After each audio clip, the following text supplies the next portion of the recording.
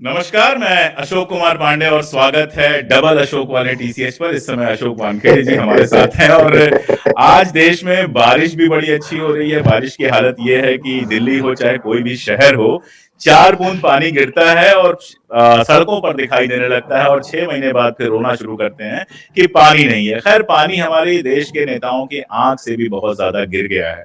आंख में भी उनके पानी नहीं है। कल मणिपुर में थे राहुल गांधी और पूरे अपनी यात्रा में उन्होंने एक पॉलिटिकल बयान नहीं दिया। मैं बड़े गौर से पूरी यात्रा देख रहा था। मोदी जी से भी बस उन्होंने इतना कहा कि आपको भी आना चाहिए और बार बार देश के प्रधानमंत्री कहा कि आप देश के प्रधानमंत्री हैं, आपको यहाँ पर आना चाहिए। लेकिन शाम को, मैं अक्सर चैनलों के नाम नहीं लेता हूं लेकिन आज नाम लेके कह रहा हूं, आपकी संगत का असर है कि आज तक पे ये चलता है कि नाटक कर रहे हैं, ड्रामा कर रहे हैं। जरा सोच के देखिए आप कि मणिपुर में अगर ड्रामा करने का कोई भी अवसर होता तो हमारे प्रधानमंत्री महोदय ने छोड़ा होता। पिछले 10 साल में ड्रामा करने का कोई भी अवसर उन्होंने छोड़ा है। विपक्ष का नेता वहां जाता है तो इस तरह का तमाशा होता है। महाराष्ट्र से खबर आई कि वहां की एक रिटायर्ड आईएएस हैं जो लिख रही हैं कि राहुल गांधी हिंदू ही नहीं है तो उनको पंढरपुर नहीं आने देना चाहिए। आज रायबरेली गए हैं तो वहां मंदिर का दर्शन किया तो उस पर शोर मच रहा है। एक अजीब तरह की राजनीति की तरफ हम बढ़ते जा रहे हैं धीरे धीरे और 3 राज्यों के चुनाव हमारे सामने हैं। तो मुझे लगता है कि लोकसभा से भी ज्यादा गिरावट वहां देखने को हमको मिलेगी। मैं अपनी बात आज बिल्कुल शॉर्ट करके यहीं पे रोक रहा हूं। मैं चाहता हूं अशोक जी, आप अपनी तरीके से जिस तरह से इन चीजों को देखते हैं, हाँ बताइए, स्वागत है आपका। देखिए सर, मणिपुर का मसला तो इस देश के लिए नासुर बन चुका है, क्योंकि मुझे लगता है कि ये सिर्फ एक पॉलिटिकल इशू नहीं है, ये किसी राज्य का इशू नहीं है। अब इसको मानवीय पहलू से आप देखेंगे तो 1 साल हो गया, 1 साल से ज़्यादा टाइम हो गया, एक राज्य जल रहा है। और वो जल ऐसा नहीं रहा है कि हिंसा भड़की, फिर 2 महीने चुप रहे, ये हिंसा रोज़ हो रही है, लगातार हिंसा हो रही है। और ये बात अब समझ में आ रही है कि कुकी समाज के लोग जो है, जो पहाड़ियों पे रहते हैं, उनसे पहाड़ियाँ खाली करवाने की बात हो रही है। उनको मिज़ोरम पुश करेंगे, पहाड़ियों का कब्ज़ा करेंगे। ये कहीं न कहीं मुझे लगता है न जब आपकी मेजॉरिटी हो जाती है, मेजॉरिटेरियन जो डिसीज़न्स होते हैं, वो जब आप लोगों पे थोपते हैं, तो फिर लगता है कि संविधान कहाँ है? मणिपुर में जो स्थिति हो रही है, वो लगातार संविधान पे सवाल उठा रहे हैं। क्या मणिपुर इस देश का हिस्सा नहीं है? यदि मणिपुर इस देश का हिस्सा है, तो फिर मणिपुर प्रधानमंत्री जी के एजेंडे में क्यों नहीं आता?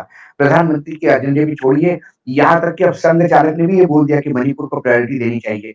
उसके बाद आनन-फानन में गृह मंत्री 3 मीटिंगें बुलाते हैं और उसके बाद बैक टू स्क्वायर वन हो जाता है। मणिपुर अभी तक संभला नहीं है, जम्मू-कश्मीर अभी तक संभला नहीं है। कल फिर घात मणिपुर की लगा जब आप के बात कर रहे हैं अशोक जी, मणिपुर जब आप बात कर रहे हैं, तो नाटक मणिपुर में कब हुआ था? मैं चाहता हूं वो वीडियो भी हमारे दर्शक देख लें। नाटक तब हुआ था जब मुख्यमंत्री लेके जा रहे थे अपना इस्तीफा और उनका इस्तीफा लेकर फाड़ दिया गया और 1 साल हो गया, ना तो हिंसा रोक पाए और ना दोबारा इस्तीफा ले पाए।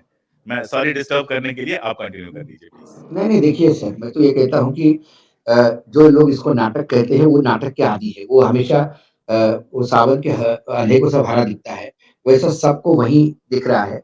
ये और जिसने आज तक का आपने काम किया, वहाँ तो एंकर से लेके रिपोर्टर्स तक बेहतरीन एक्टर्स हैं। वो यदि फ़िल्म इंडस्ट्री में जाए तो वो नरेंद्र मोदी जी के बाद उन्हीं का नंबर लगेगा एक्टिंग में, ऐसा मुझे लगता है। कुल मिला के यदि किसी के परेशानी पे या किसी के दुःख के साथ कोई सांत्वना देना खोजते हैं, तो क्या हम उसे नाटक कहेंगे?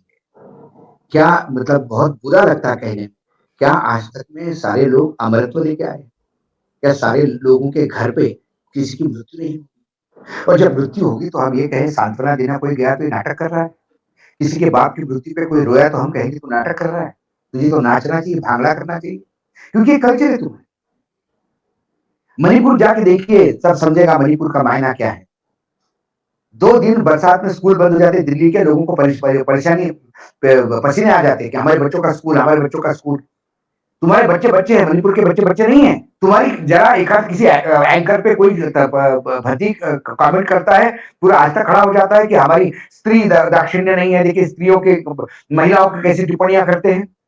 वहां महिला नग्न होके सामूहिक व्यभिचार करके उनके वीडियोस बनाए जाते हैं और मुख्यमंत्री बेशर्म कहता है कि ऐसे सैकड़ों वीडियोस यहाँ पे हैं और ये कहते हैं नौटंकी है। ये मतलब आप सरकार के दरबार में नाचिए, नृत्यांगना बन के नाचिए। नृत्य करिए, सरकार के दरबार को जो खुश करना है, जो खुश करिए, लेकिन वहां भी एक मानवता का पहलू है। इतना मत चाटिए कि सरकार को भी शर्म आ जाए कि आप कितना चाट रहे हैं। ये घिनौना, मतलब एक पत्रकारिता के लिए घिनौना है। जितना पतन हम लोग कल्पना कर पाते हैं, हमारा ये जो मुनी उससे मीडिया है कल्पना उसको के भी परे पास है। कर जाता है। ये पतन कल्पना के परे है। मैं ये जानता हूं कि वो लोग, ठीक है, आपको एक पार्टी का साथ देना है, आप स्पोक्स पर्सन बनिए, लेकिन मुझे नहीं लगता कि बीजेपी के स्पोक्स पर्सन भी इसको नौटंकी कहेंगे। सोशल मीडिया में अंधभक्त कहते तो कहते, वो कहेंगे कि भाई फिर कर्नाटक में ऐसा होता तो वहां राहुल जी क्यों नहीं जाते, राजस्थान में हो रहा तो वहां क्यों नहीं जाएंगे।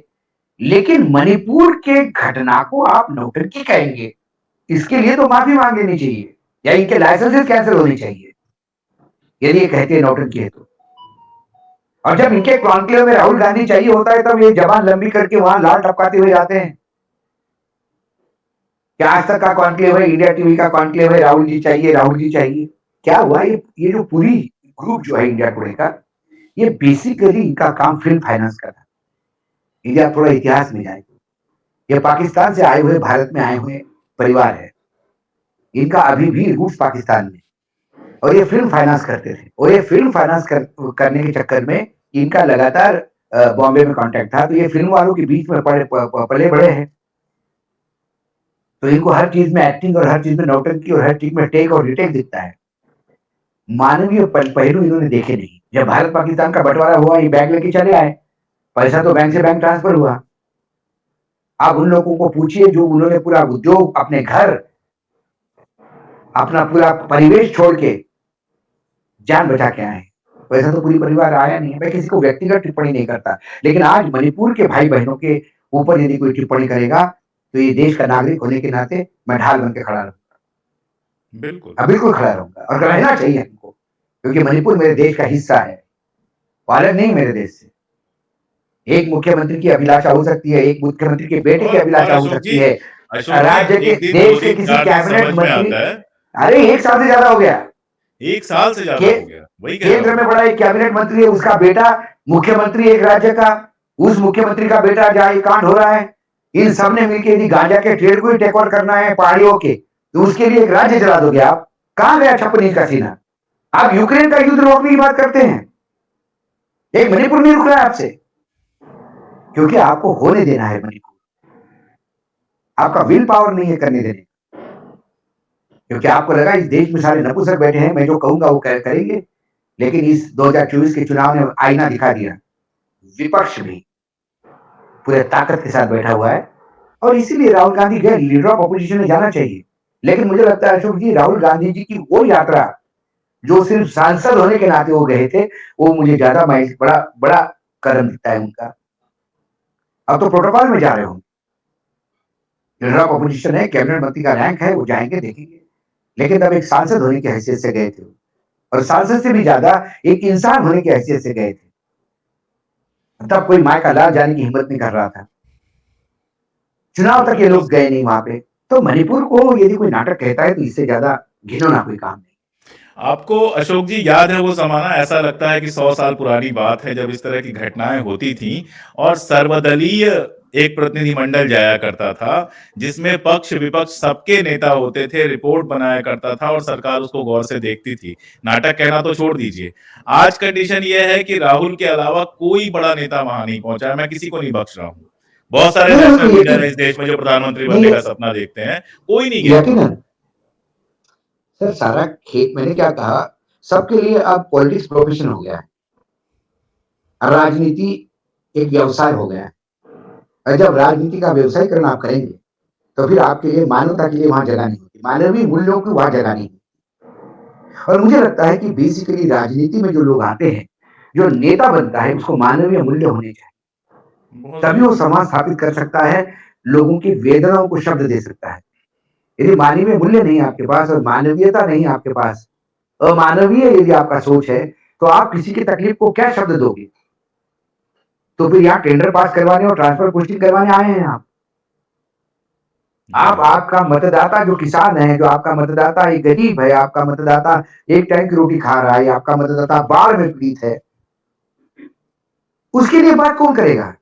ये बेसिक फर्क है। वर्तमान में भारतीय जनता पार्टी, एक जमाना था भारतीय जनता पार्टी के से ज़्यादा संवेदनशील कोई पार्टी नहीं हुआ करती थी। संवेदना जहाँ वहाँ सबसे पहले भाग के जाते थे। आज संवेदनहीनता आ गई क्योंकि सत्ता का मक्खन खाने के लिए आप किसी भी हद पे उतर सकते हो। इसीलिए गुस्सा आता है। बाकी राहुल गांधी अपना काम कर रहे हैं, करना चाहिए। हर नेता को करना चाहिए। जहाँ यदि वो राष्ट्रीय नेता अपने आप को कहता है, तो मणिपुर में जो हो रहा है, वहाँ उसको जाना चाहिए। तो आज के लिए इतना ही अशोक जी, बहुत-बहुत आभार आपका और सुनने वाले, देखने वालों का भी बहुत शुक्रिया। बहुत शुक्रिया।